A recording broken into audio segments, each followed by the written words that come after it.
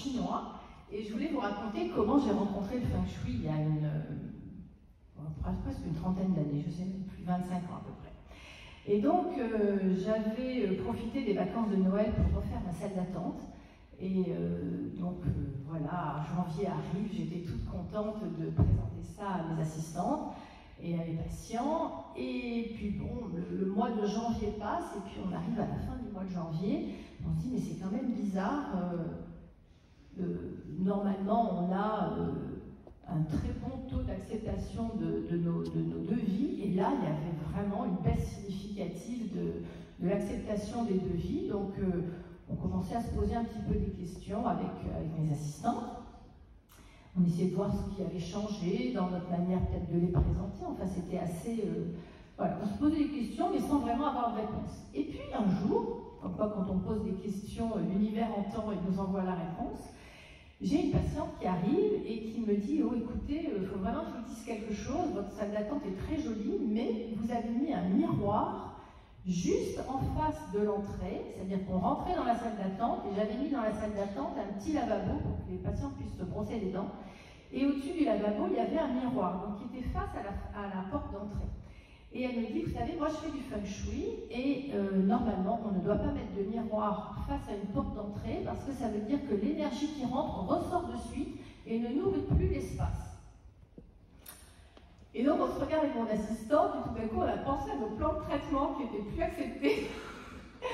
Et moi, direct, je vais dans la réserve, je sors un marteau, j'enlève le miroir, je mets le clou sur le mur d'à côté et je change le miroir de côté, comme ça.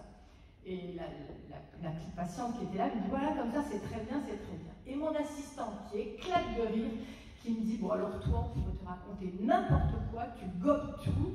Bon, enfin bref, elle s'est bien moquée de moi. Et moi, je dis, écoute, ça mange pas de pain, on change le miroir, on verra bien. Mais n'empêche que la fin du mois suivant, eh bien, c'est elle-même qui est venue me dire, on a eu pratiquement 80% d'acceptation des devis et elle n'en revenait pas. Donc voilà ma première rencontre avec le Feng Shui. Donc, ne mettez pas le miroir face aux salles d'attente. C'est déjà la première chose que je peux vous conseiller.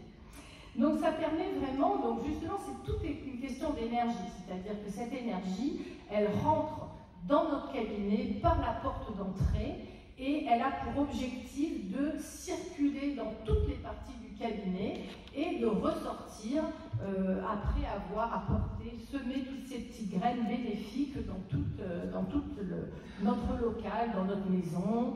Et les Chinois travaillent beaucoup ce Feng Shui, même dans la construction de leur ville, la manière dont ils orientent les rues, les constructions.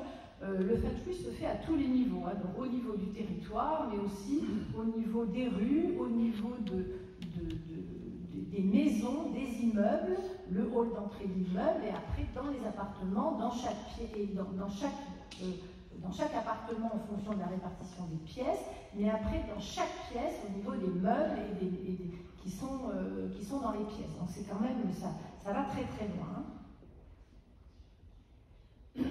Voilà, donc tout ça c'est fait pour tirer cette énergie entre les énergies terrestres, les énergies célestes qui passent par l'être humain.